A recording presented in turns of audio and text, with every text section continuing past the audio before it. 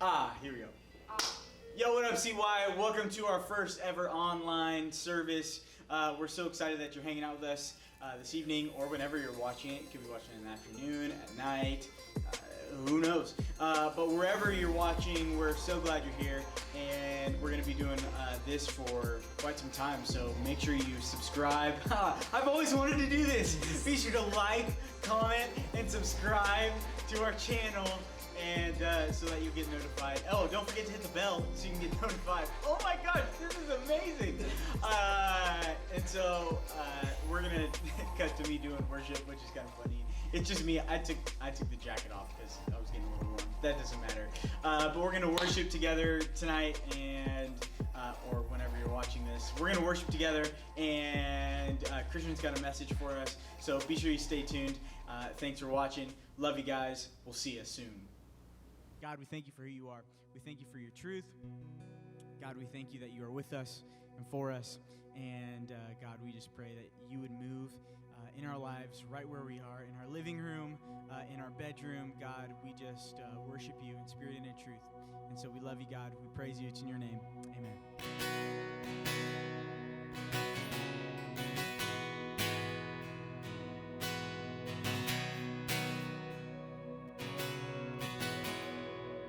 When darkness tries to roll over my bones, and sorrow comes to steal the joy I own,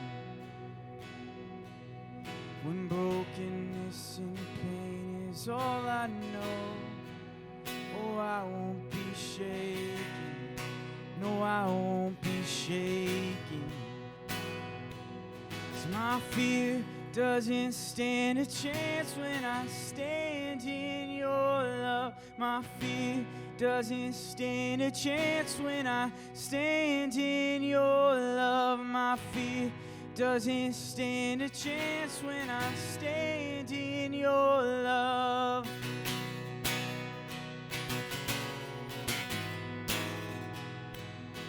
Shame no longer has a place to hide. I am not captive to the lies. I'm not afraid to leave my past behind. No, I won't be shaken. No, I won't be shaken. No, 'cause my fear doesn't stand a chance when I stand in your love. My fear doesn't stand a chance when I stand in your love. My fear doesn't stand a chance when I stand in your love. Stand in your love. There's power that can break off every chain. There's power that can empty out the grave. There's resurrection power that can save. There's power in your name. There's power in your name. There's power. There's power that can break off every chain. And we believe there's power that can empty out the grave. There's resurrection power that can save. There's power in your name, power in your name. My fear doesn't stand a chance when I stand in your love. My fear doesn't stand a chance when I stand in your love. My fear doesn't stand a chance when I stand in your love. I'm standing in your love, standing in your love. Sing that one more time. 'Cause my fear doesn't stand a chance when I stand in your love. My fear doesn't stand a chance when I stand in your love. My fear doesn't stand a chance when I stand in your love. standing in your love.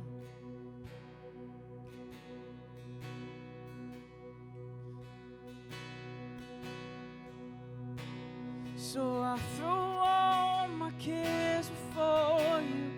My doubts, my fears don't scare you. You're bigger than I thought you were. You're bigger than I thought. So I stop all negotiations with the God of all creation. You're bigger than I thought you were. You're bigger than I thought you were.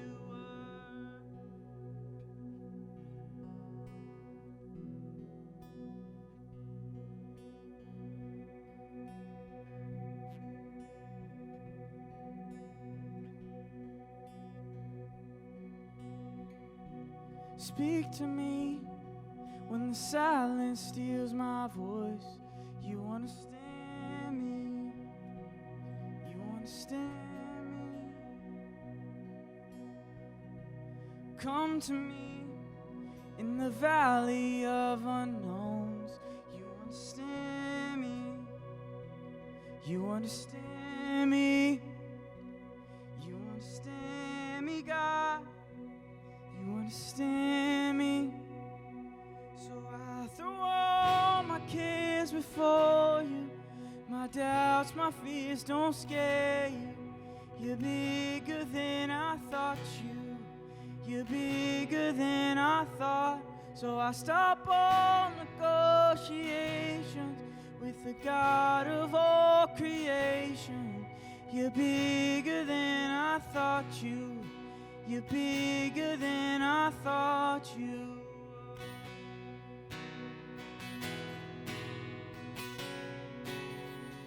So much bigger than I thought.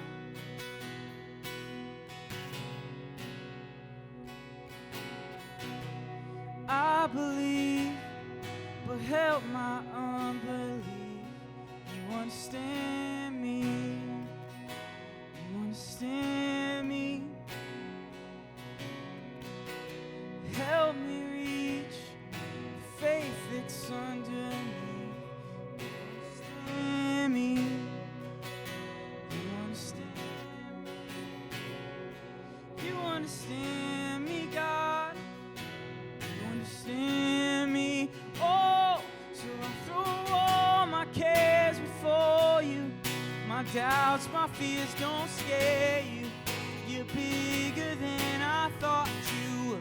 You're bigger than I thought. So I throw all my obligations with the God of all creation. You're bigger than I thought you were. You're bigger than I thought you were. Yeah.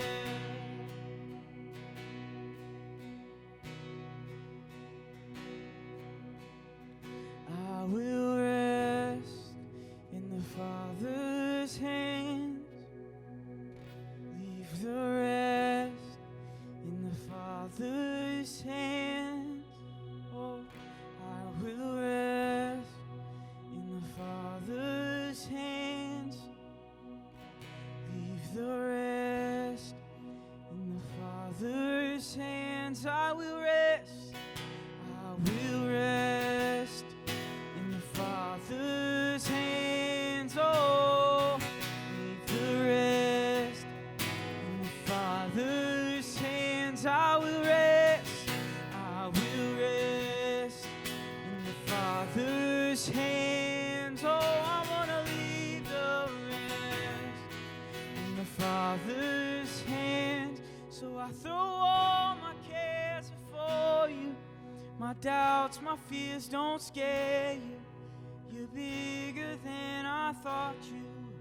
You're bigger than I thought. So I stop all negotiations with the God of all creation. You're bigger than I thought you were. You're bigger than I thought you were.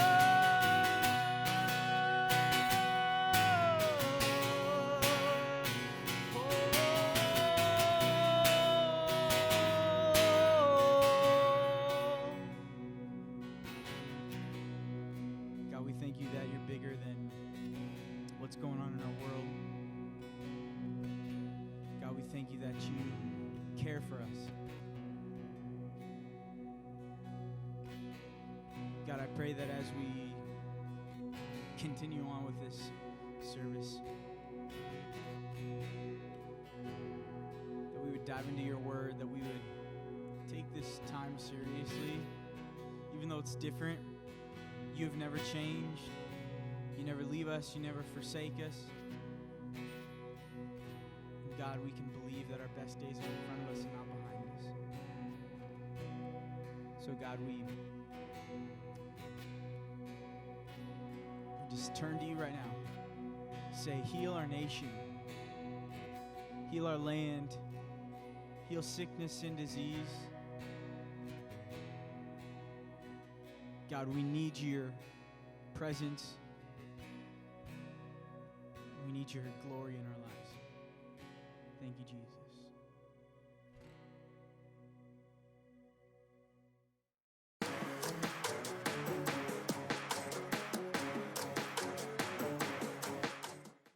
Hey everybody, it's Christian. Hope you guys are doing well. Hope you guys have enjoyed the time off of school, even though you're still probably supposed to be doing homework. I don't know if you guys are taking an online class or anything, but hope you guys are staying safe and you enjoy this message, which I will start giving right now. So if you guys have not been with us, we are in the book of Proverbs for this month. We are marching through Proverbs. Definitely make sure that you check out the Instagram. Every day a leader is going to post a bit of wisdom regarding the proverb of that day. So it's the 18th day of March, and we're going to be talking about Proverbs 18. So let's dive on in. So we're going to start with Proverbs 8:5. Sorry. So Proverbs 8:18. Man, I can't even. This is terrible. Proverbs 18, verse 5 says this: "It is not good to be partial to the wicked, or to deprive the innocent of justice." Now, when I was given the task of,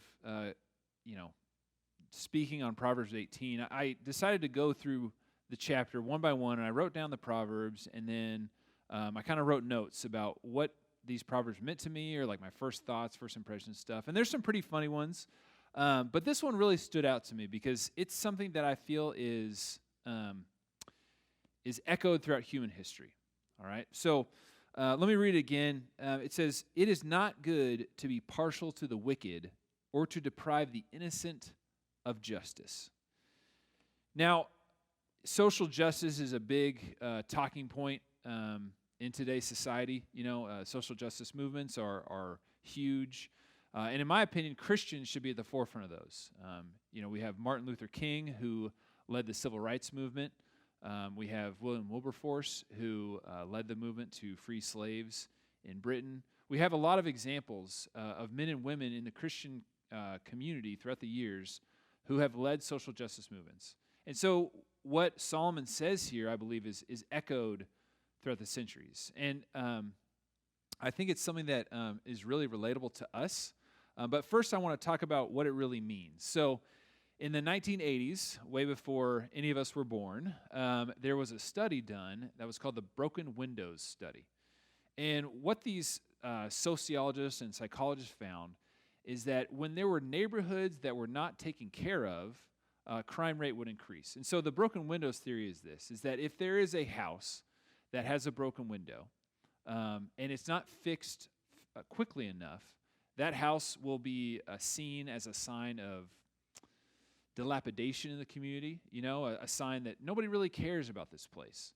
And so the sociologists argue that when there's a broken window and it's not fixed quickly enough, it will lead to perhaps squatting. Somebody comes in and they say, well, nobody cares about this house, so I'm just going to take it for my own. Or then, it could lead to something worse than that. Perhaps, a drug dealer notices that nobody cares about this house, so I'm going to go ahead and use this as my home base. And then so forth and so on. And so the theory is that when we don't bring things to justice quickly enough, when we don't right the wrongs quickly enough, then things escalate. And this theory has been put in practice a number of times after it was after it was published in the 80s. In New York, for instance, there was a lot of violence and gang activity on the subways. And so what they did was they started cleaning the subways.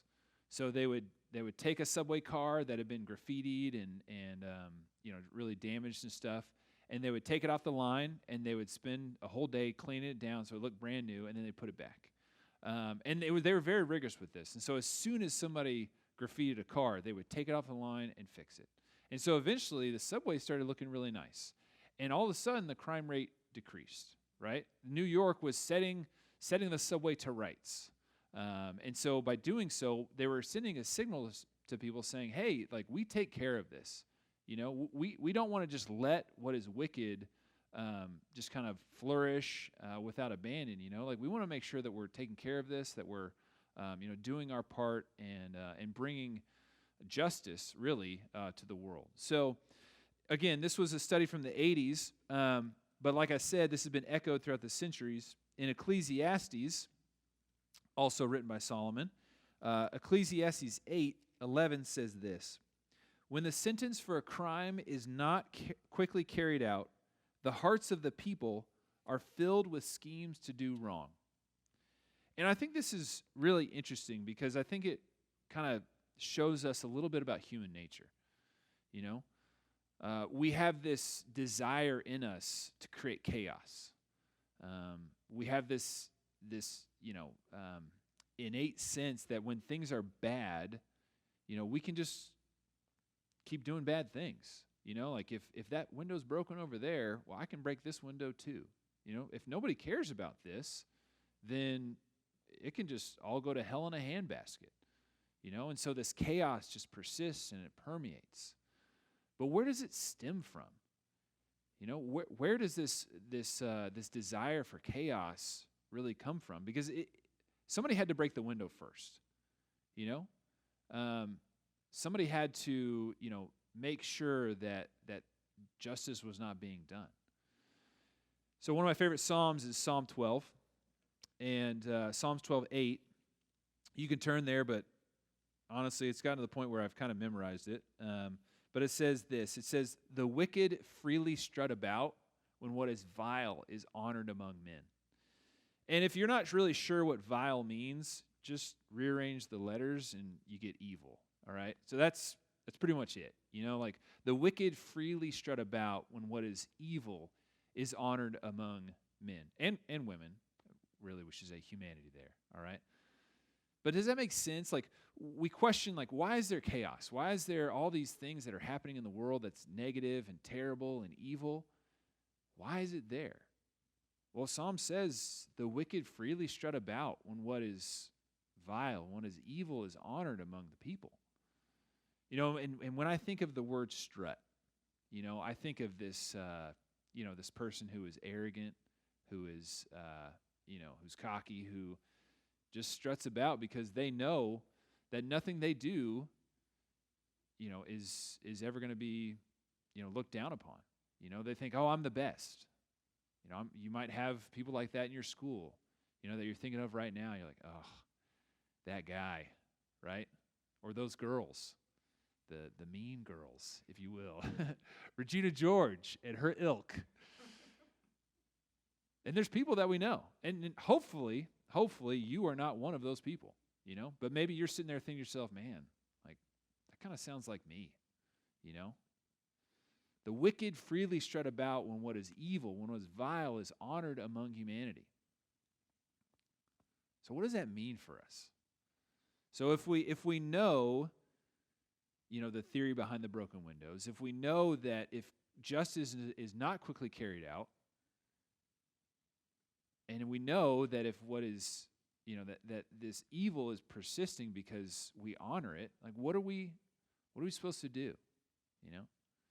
There is a scholar. He studies the Bible a lot. His name's N.T. Wright, and he has this saying. He says, God is setting the world to rights. When creation was first formed, you had heaven and earth existing together, right? And then sin entered, and the whole creation plan that God had was broken. because all of a sudden the earth and the heavens could not coexist. And not in the sense that, God can't exist with sin. I mean, Jesus lived among us, so clearly he can't exist with sin. But the plan that God had was broken because sin entered. And so the whole story of the Bible is God bringing order into the chaos, God setting the world to rights. And what that really means is that all this chaos that's around us, all this injustice, all this inequality, all these things, God looks down upon, and he doesn't just ignore it. He says, no, like, I want to do something about it. I want to set the world to rights. I want to make sure that the order exists. If you are familiar with chemistry or physics, perhaps, then you'll get an understanding of what this means when you think about absolute zero. All right, so at absolute zero, which is 0 Kelvin or negative 273 degrees Celsius, I don't know, you guys have probably learned that already. But at that point, every molecule is frozen. All right, it is literally ordered. Right, everything is just put in place and it doesn't move. There's slight vibrations and things like that. But as temperature increases, right, as things go further from Kelvin, more and more chaos enters the system. Right, think about the difference between ice, liquid water, and then steam. Right, I mean, like, you can hold ice, you can hold it in your hand. You can throw it, you can chew it, even though your dentist tells you not to. But I've chewed it my whole life, and my teeth are fine, so whatever. And then water, right? Like, you can hold water in your hand, per se, but it quickly escapes, And then think about steam. Like, you just simply can't hold steam, right? And so as chaos, as disorder is introduced in the system, things become much more, chaotic, And so that is what sin has done, right? Is that God has a plan for this world, and with sin, when it entered, all of a sudden, chaos reigned. Things were not right. Things were not ordered. And so that is what's happening.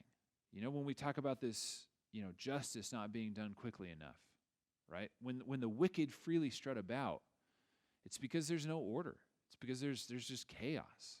And I don't want you to kind of hear this as like a condemnation necessarily of the world. This isn't like an escapist mentality of like, I'm just going to hunker down in my holy huddle and not interact with the world. No. God tells us, like, this is on us. Like I talked about before, like, there are men and women throughout society who have gone to bat for the rights of this world, defeating slavery, gaining civil rights. I mean, God doesn't just want us to escape, but he wants us to be a part of this, The wicked freely strut about when what is evil is honored among humanity. So what can we do about this? Now, it would be nice, if we could all just kind of stop what we're doing and then just go to war against injustice. If we could band together and stop sex trafficking, for instance, modern day slavery. I mean, if we could just all do that, I mean, maybe that's what God wants.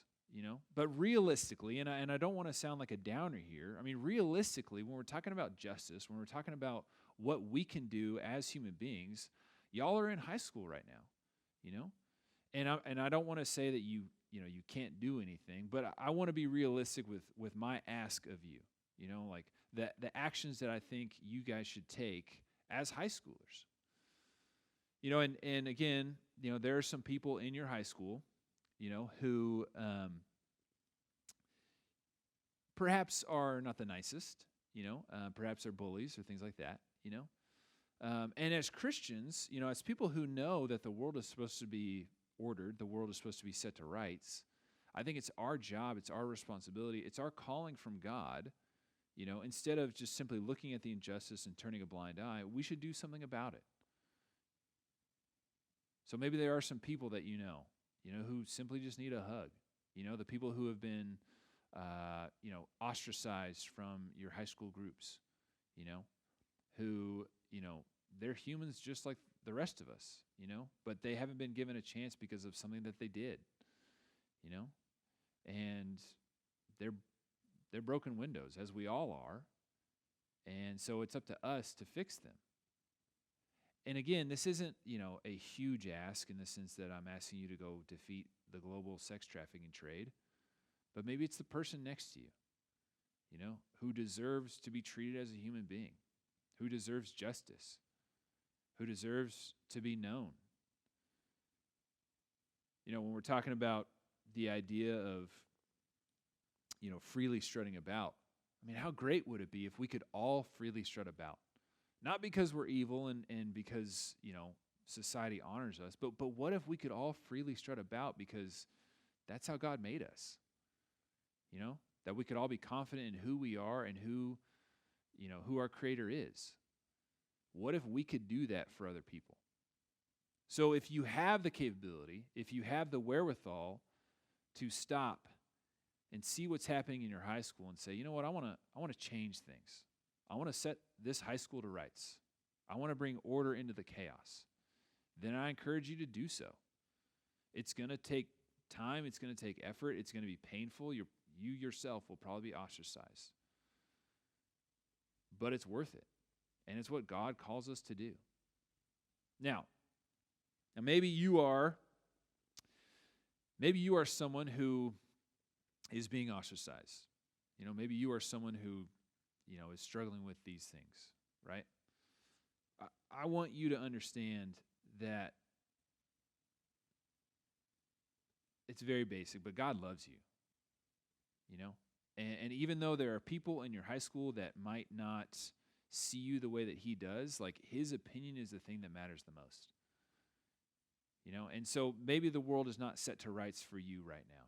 Maybe you are the one who is experiencing injustice, the one who is struggling with these things. We're here. We're here for you. You got a great pastor, right? I mean, Nate is awesome. Like, talk to him. You've got great leaders. Like, we want to speak with you. We want to encourage you in your faith and encourage you in your walk. So if you feel like you're in that demographic where you're the one who is experiencing injustice, come talk to us. We want to chat. We want to make sure that everything's okay. And we want to encourage you that God loves you, and that is the most important thing that you could hear. Now, there is also another thing to think about. If we're talking about setting the world to right, and we're talking about what we honor and things like that, I want to ask you guys, besides the ask to bring justice to your high school and things like that, which is pretty big, but I want to ask you this: what are you honoring in your life? Maybe you just don't have the capability to bring justice, and that's okay. Maybe you want to be a behind-the-scenes person. But what are you honoring in your life? And is that thing good? Is that thing leading to chaos, or rather order, or is it evil, and leading to chaos? Because as Psalm says, what we honor, those things will freely strut about. So if we honor what is evil, if we honor what is bad, if we honor the injustices, then those things will persist. But if we honor the things that are good, if we honor the things that are right, if we honor order, like those are the things that will win at the end of the day. So what are you honoring with your life? If you're spending your time listening to music, perhaps, that you shouldn't listen to, if you're spending your time going on websites that you shouldn't listen to, if you're spending your money, rather, on things you shouldn't spend your money on, whatever you spend your time and your money on, those are the things that you honor. So it's just a question of evaluation. What are you honoring in your life? Is it good or is it evil? You got two choices. And so if you feel that you can't act, if you feel that you just, it's too big for me, I can't be the one, I can't be the spearhead toward this, action against injustice. If you feel that, you are the one that injustice is being done to, if you feel that you're just burdened, with people's opinions, if you're not part of those groups, maybe ask yourself this: what can I do in my time? What can I do with my time? What can I do with my money that will honor good things in this world?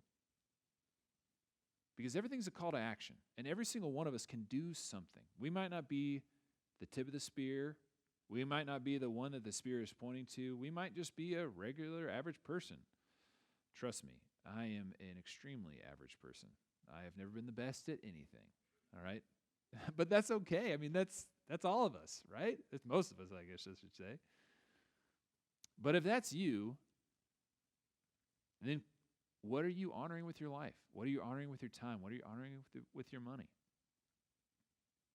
Is that thing going to lead to order, or is it going to lead to chaos? So I want to wrap up by revisiting Proverbs 18:5, because I want to read it again, because I think it needs to be said. It is not good to be partial to the wicked or to deprive the innocent of justice. We've seen how this exists throughout time. We've seen that, people have done major studies and they've undertaken major actions just based on this one sentence that's found in Proverbs. That is how wise Solomon is, right? That this one sentence encapsulates all of human history. From the 1980s to 1980 BC, right? This applies everywhere. And so again, how does it apply to you? Are you the one who's going to be the spearhead and fight against injustice? Are you the one who's experiencing injustice? Or are you perhaps the one who can simply slowly change the world by spending their time and money on things that are good? Because we know that the things that we honor are the things that we spend our time and money on. So I hope that you guys ask yourselves those questions. I hope that you guys figure out where you are in this. And again, if you have questions that you can't answer for yourselves, please come talk to one of us. You've got Nate, you've got Jaime, you've got Carly sometimes, you've got Celeste when she doesn't laser her eyes, you've got me. There's so many of us, right? And we want to be here to help you, all right? So ask yourselves, where are you in this? Where do you fit in on the spectrum of injustice, and what can you do to set the world to rights? Let's pray. God, we love you so very much, and we thank you just for the opportunity to open your word, and even it's just a sentence, God, and you provide us with a wealth of wisdom. And so I pray that that we can understand where we fit in to your kingdom. Are we the ones that need rescuing? Are we the ones that rescue? Are we the ones that support? Whatever the case, I pray that you can make it clear to all of us what we can do in this situation regarding injustice, regarding chaos, that we can be your servants and bring good to this world. As your son said, let your will be done on earth as it is done in heaven. I pray that is true. I pray that slowly becomes the reality. Be with us, particularly in this difficult time. It's your name I pray. Hey, thanks for tuning in and watching until the very end. You are awesome. And we're going to try to do some Google Hangouts and group FaceTimes and things like that, because even though we are not allowed to be together with more than 10 people, or at least that's what's recommended, we still want to be seeing each other. We still want to belong in community, and so let's do that. Let's continue to belong in community. Let's continue to pursue after Jesus with one another, and let's continue to be praying for one another and our country and this world. And because we just gotta keep washing our hands, just like happy birthday to you, happy birthday to you. We'll see you on Sunday. Happy birthday to you. Peace.